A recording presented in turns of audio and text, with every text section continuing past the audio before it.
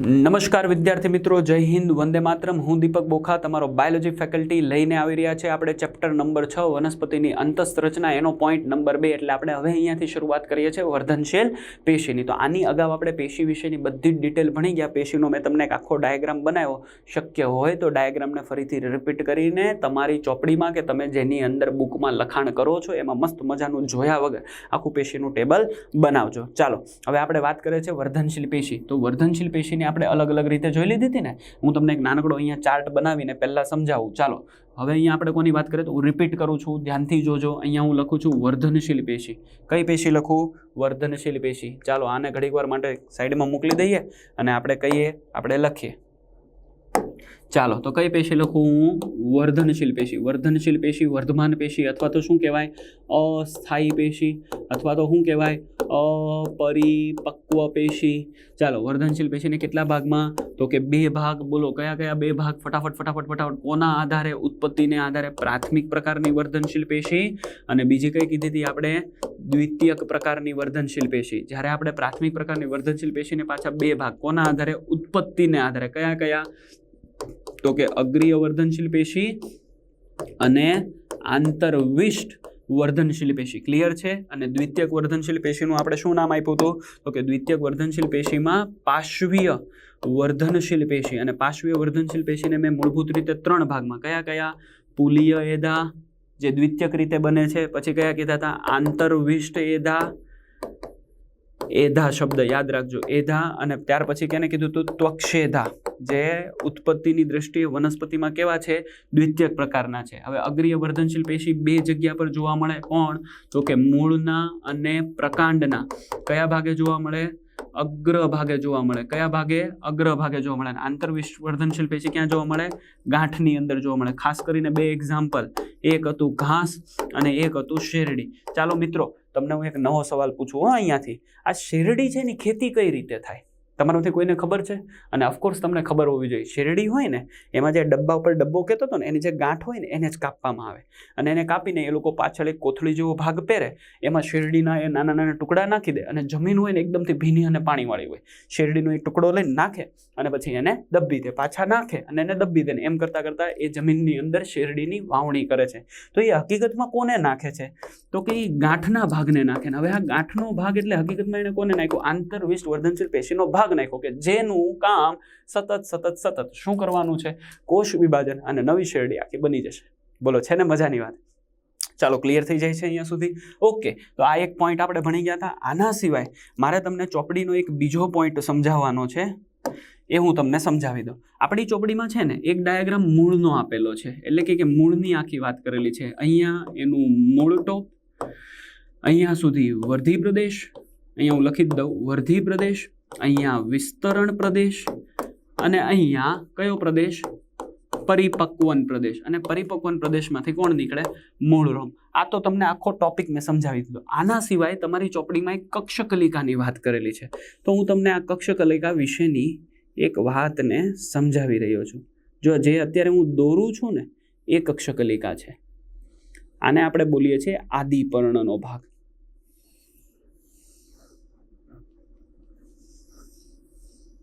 આ કક્ષકલિકાનો ભાગ અને આ બીજો પ્રરોહનો ભાગ। તો આવી રીતની રચના છે। હવે એમાં હકીકતમાં તમે જોવા જાઓ ને તો જે આ ભાગ છે આ વર્ધનશીલ પેશીનો ભાગ છે। કયો ભાગ છે? વર્ધનશીલ પેશીનો। એટલે આને હકીકતમાં આપણે બોલીએ છીએ વર્ધી પ્રદેશ। અને આ વર્ધી પ્રદેશ સતત નવા કોષોનું નિર્માણ કરે, તો આ નવા કોષો સતત એડ થતા જાય, ઉમેરાતા જાય, આવતા જાય, અને એના કારણે થઈને આખું પ્રકાંડ કઈ દિશામાં જાય? ઉપરની દિશામાં જાય। આને આપણે બોલીએ છીએ આદિપર્ણ। હવે આ વર્ધનશીલ પેશીના અમુક કોષોનો સમૂહ, રાઈટ, વર્ધનશીલ પેશીના અમુક કોષોનો સમૂહ આ રીતે પાછળ રહી જાય। પાછળ એટલે અહીંયા રહી જાય, પાછળ એટલે આ રીતે અહીંયા રહી જાય। અને આ જે ભાગ જે છે એ પાછળ જે રહી ગયો જે છે એ નિર્માણ માટે જવાબદાર છે। કોના નિર્માણ માટે? કક્ષકલિકા અથવા તો શાખા।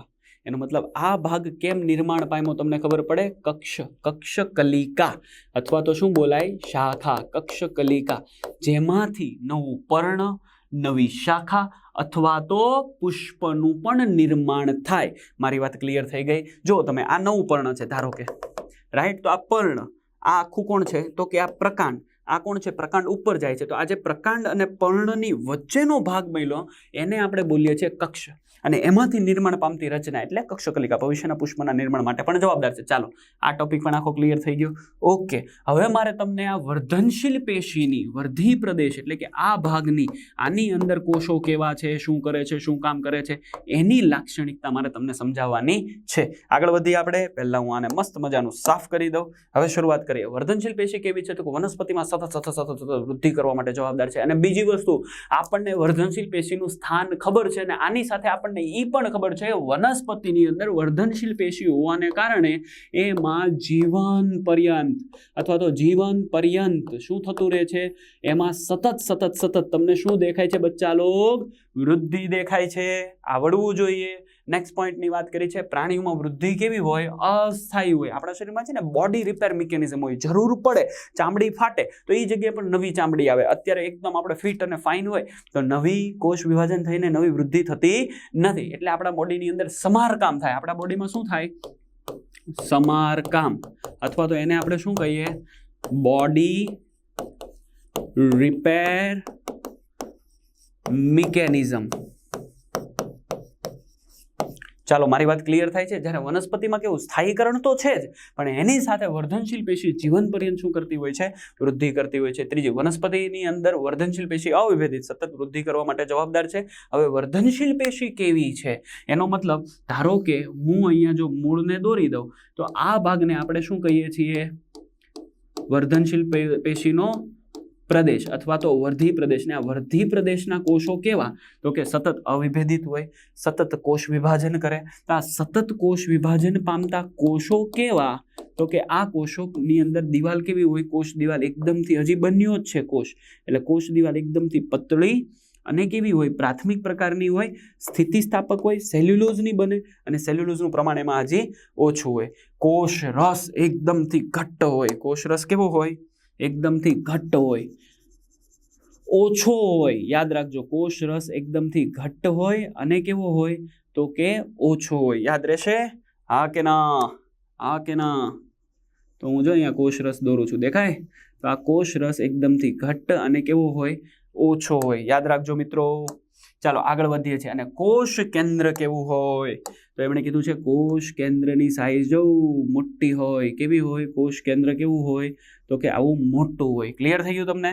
કોની અંદર? વર્ધનશીલ પેશીના કોષોની અંદર. રસધાની કેવી છે તો કે રસધાનીની અહીંયા ગેરહાજરી છે. યાદ રાખજો, રસધાની કેવી છે કે રસધાની ગેરહાજર. કેમ કે વર્ધનશીલ પેશીના કોષો તો હજી નવા કોષોનું નિર્માણ કરે છે, હજી નવા કોષો બન્યા છે, એટલા માટે એની અંદર આ રીતની રચના હોય. રસધાની કેવી છે? ગેરહાજર. અને ચયાપચયિક રીતે વર્ધનશીલ પેશીના કોષો કેવા હોય? સક્રિય હોય. પોઈન્ટ તમને યાદ રહે. અને ખોરાક સંગ્રહનો અભાવ, કેમ કે ચયાપચયની રીતે સક્રિય છે એટલે જેટલો ખોરાક આવે એને વાપરી નાખશે. અને અહીંયા બનતા કોષોની લાક્ષણિકતા છે. અને હવે અહીંયા બનતા આ કોષો ધીરે ધીરે કયા પ્રદેશમાં જશે? કયા ભાગમાં જશે? વિસ્તરણ ભાગમાં જશે.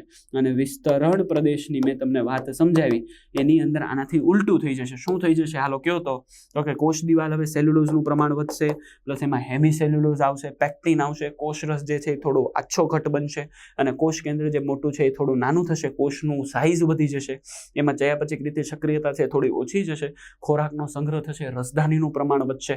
આ બધું પ્રમાણ ક્યાં થાય? વિસ્તરણ પ્રદેશમાં. અને ત્યાર પછી એ કયા ભાગમાં જાય? પરિપક્વન પ્રદેશમાં. અને પરિપક્વન પ્રદેશમાં એ શું કરશે? પોતાના કાર્યની વહેંચણી કરશે અને સ્થાયીકરણ પામશે. ક્લિયર થઈ ગયું તમને? હા કે ના? સમજાય છે? હવે અહીંયાથી મારે તમને નવો ટોપિક સમજાવવાનો છે, બહુ ઇમ્પોર્ટન્ટ. અત્યાર સુધી મેં તમને ખાલી શું સમજાવ્યું? તો અત્યાર સુધી મેં તમને આ પેશી સમજાવ્યું, અને આ પેશીની અંદર એક ટોપિક સમજાવ્યો જેને આપણે કહેતા હતા કોણ? અવિભેદિત પેશી. અને એમાં ખાસ કરીને આપણે કોને જોઈ ગયા તો કે વર્ધનશીલ પેશીને. દરેક પહેલું ઉપરથી આપણે વર્ધનશીલ પેશીની વાત આપણે કરી દીધી. ચાલો, મારી વાત અહીંયા સુધી ક્લિયર. હવે આપણે કોને ભણવાના છીએ? એટલે પોઈન્ટ નંબર 2, કોને ભણવાના છીએ આપણે? તો કે સ્થાયી પેશીને ભણવાના છીએ. ચાલો શરૂઆત કરી દઈએ ને સ્થાયી પેશીની. તો સ્થાયી પેશીના મુખ્ય 2 ભાગ મેં તમને સમજાવ્યા છે. કયા કયા 2 ભાગ? તો એકને આપણે કીધેલું સરળ સ્થાયી પેશી, અને બીજાને આપણે કીધેલું જટિલ સ્થાયી પેશી. હવે એમાં આપણે કોને ભણીએ? સરળ સ્થાયી પેશી. સરળ સ્થાયી પેશીના કેટલા ભાગ?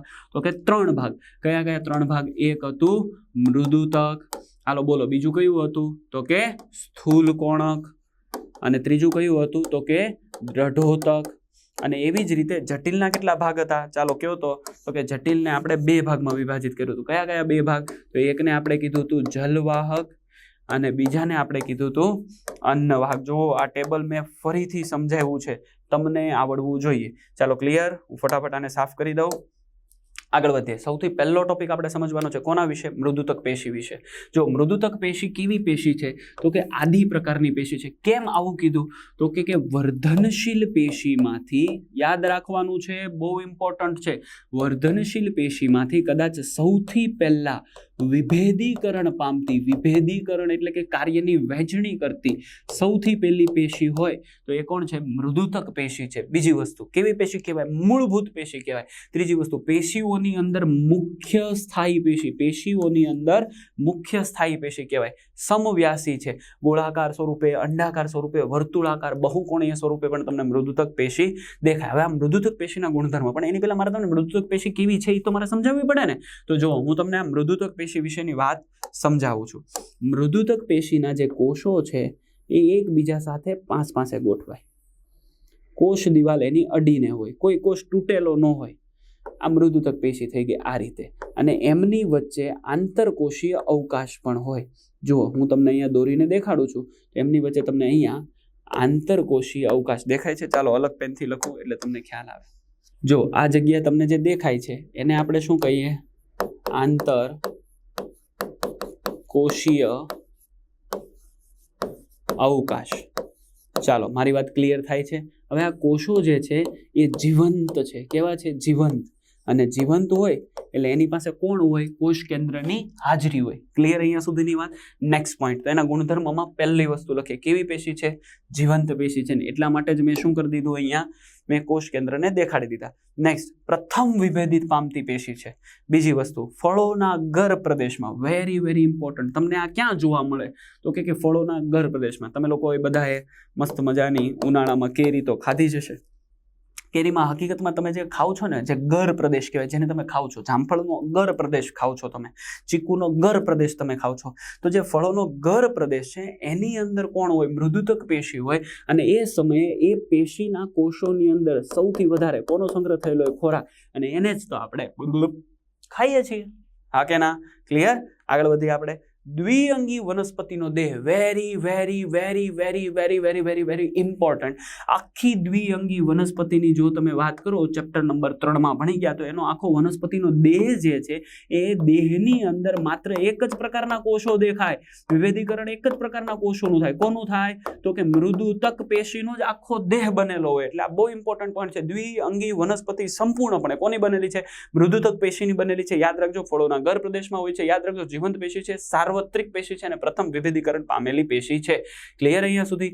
એની કોષ દિવાલ, એટલે આપણે કોની વાત કરીએ છીએ? હજી મૃદુતક પેશીની જ વાત ચાલે છે. એટલે આ એની મૃદુતક પેશી, આ એના કોષ કેન્દ્ર, એની કોષ દિવાલ જે છે પાતળી સેલ્યુલોઝની બનેલી છે, નરમ પેશી છે. ક્લિયર? અને એની જે રસધાની છે, આ પોઈન્ટ તમારે યાદ રાખવાનો છે કે એની જે રસધાની છે એ કેવી હોય? મોટી. અને રસધાની કેવી હોય? એમાં હાજર હોય છે. ક્લિયર? આંતરકોષીય અવકાશ હોય છે. અને એ ક્યાં જોવા મળે? તો તમારે યાદ રાખવાનું છે. ધારો કે મેં તમને પેલું શરૂઆતનું મૂળ દેખાડ્યું હતું ને, એના 3 ભાગ હવે તમને બધાને આવડતું છે. કયો ભાગ? બોલતા જાજો. વર્ધી પ્રદેશ. બોલો કયો ભાગ? વિસ્તરણ પ્રદેશ. અને બોલો કયો ભાગ? તો કે પરિપક્વન પ્રદેશ. હવે આ જે પરિપક્વન પ્રદેશ છે એને જો અહીંયાથી કટ કરવામાં આવે અને આ ભાગના નાનકડી એમથી સ્લાઇડને માઇક્રોસ્કોપમાં જોવામાં આવે તો એ આપણને કંઈક આ રીતે દેખાય. રાઈટ? જો આ ભાગ સૌથી બહારનો ભાગ, રાઈટ? અને એમાં હું એકાદો કોષ તમને એવો દેખાડું કે જેની પાસે મૂળરોમ હોય. તો આ સૌથી બહારનો અધિસ્તરના કોષો થયા. કયા કોષો થયા બચ્ચા લોગ? સૌથી બહારના અધિસ્તરના કોષો થયા. જેમાંથી કોણ નીકળે?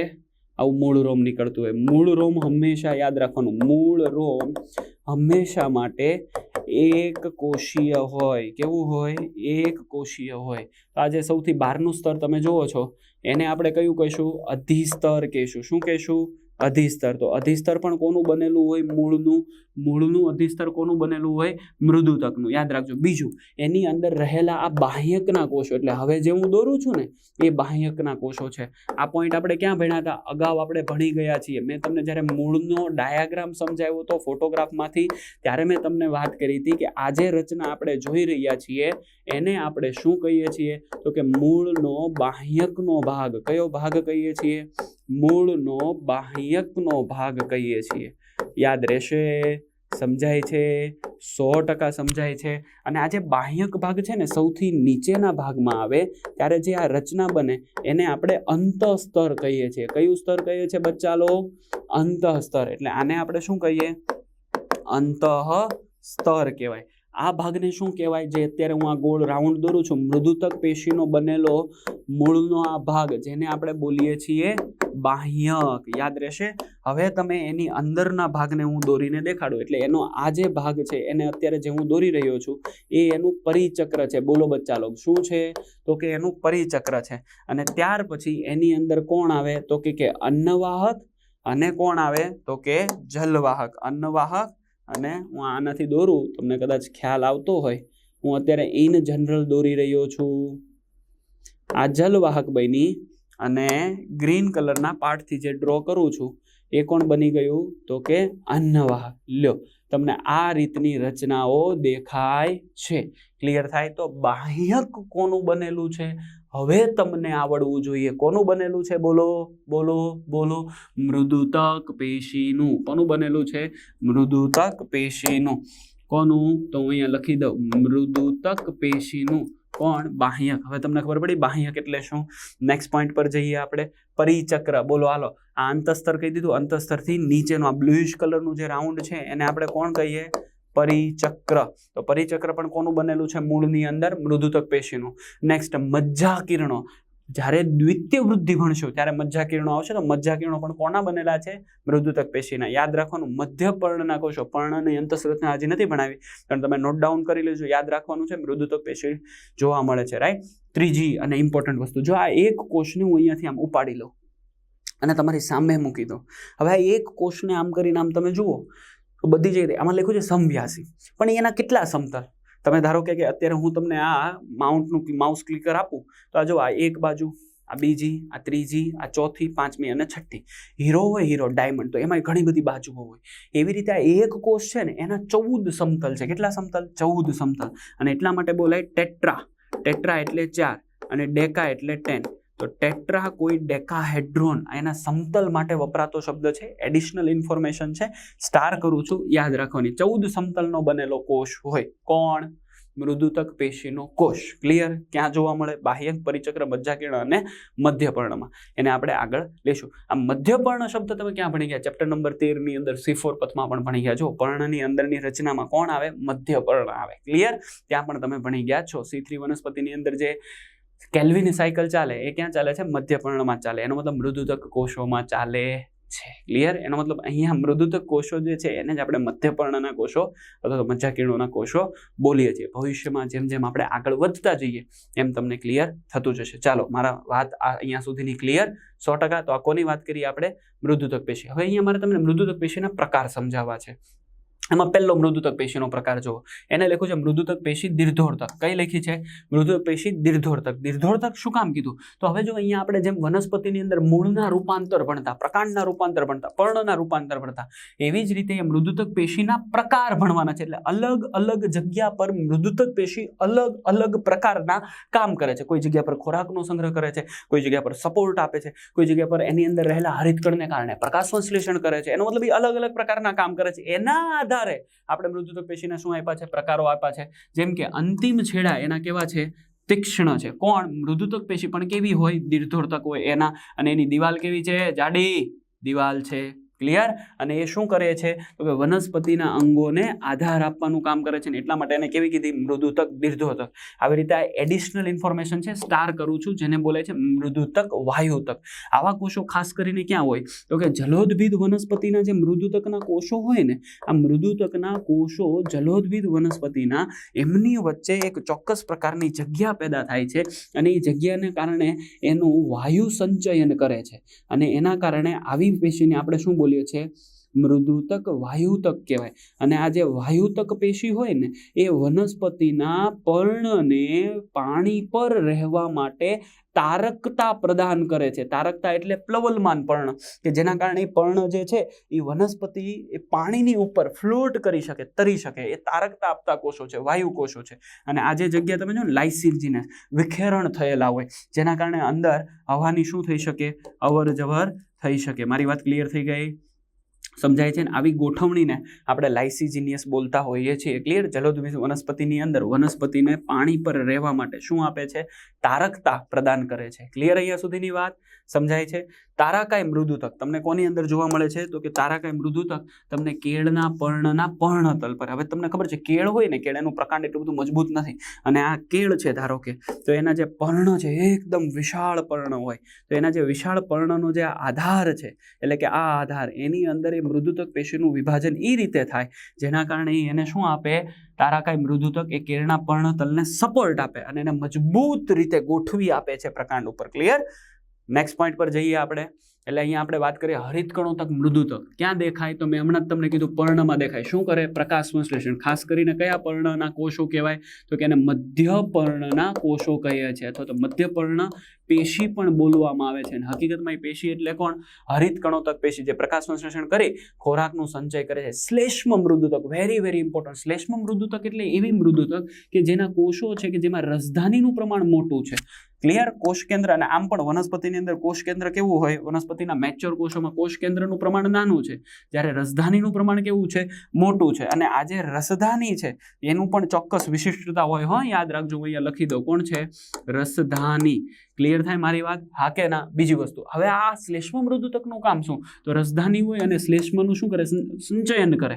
રાઈટ? અને એના કારણે એના પર્ણ હોય ને એ જાડા બને. ક્લિયર? ઉદાહરણ તરીકે મેં તમને સમજાવ્યું છે એલોવેરા. તમે એલોવેરાને કદાચ ફાડીને જોશો તો એમાંથી લિક્વિડરી એકદમ ચીકણું મટીરિયલ નીકળશે. એ શ્લેષ્મ મૃદુતકના કારણે છે. બીજી વસ્તુ, એની અંદર ખોરાકનો પણ સંચય થાય છે. એક ચોક્કસ પ્રકારના કોષો છે જેને ઇડિયોબ્લાસ્ટના સેલ કહેવાય, કે જેની અંદર ખરાબ દ્રવ્ય, એટલે કે આ પણ મૃદુતક ના જ કોષો છે કે જેની અંદર ઉત્સર્ગ દ્રવ્ય, વનસ્પતિ પાસે કોઈ ચોક્કસ પ્રકારના ઉત્સર્ગ એકમો દ્વારા કચરો બહાર નથી નીકળતો, તો પોતાના શરીરના કચરાને પણ આ મૃદુતક પેશીમાં સંગ્રહ કરી રાખે. કચરો ભરાતો જાય, ભરાતો જાય, ભરાતો જાય, ભરાતો જાય, આવતો જાય, અને એક સમયે કોષ આખો ફૂલ થઈ જાય. એટલે ઉત્સર્ગ દ્રવ્ય જેવા કે ટેનિન, સ્ફટિકો અને નકામા દ્રવ્યો એની અંદર સ્ટોર થતા જાય ત્યારે એને આપણે ઇડિયોબ્લાસ્ટના સેલ કહીએ છીએ. ક્લિયર? અને તેમ છતાં મેં કીધું એ પ્રમાણે હરિતકણોતક મૃદુતક પ્રકાશ સંશ્લેષણનું પણ કામ કરે. તો તમે જો એક મૃદુતક પેશી જે અંગમાં જે રીતે બેસે એ રીતે એના કાર્યની શું કરે? વહેંચણી કરે. અને એટલા માટે આપણે મૃદુતકને પેશી કીધું. અને એ મૃદુતક છે એ કેવી છે? સરળ પ્રકારની, એક જ પ્રકારના કોષો છે, અલગ અલગ જગ્યા પર અલગ અલગ. કોઈ જગ્યા પર સપોર્ટનું કામ, કોઈ જગ્યા પર તારકતાનું કામ, કોઈ જગ્યા પર પ્રકાશ સંશ્લેષણનું કામ. એના આધારે આપણે મૃદુતકને અલગ અલગ નામ આપ્યા છે. ક્લિયર? તો અહીંયા આપણે આ સરળ સ્થાયી પેશી અને સરળ સ્થાયી પેશીની અંદર એક મૃદુતકને કમ્પ્લીટ કરી. હવે આપણે નવા ટોપિક ઉપર જઈએ. Thank you so much. જય હિન્દ. વંદે માતરમ.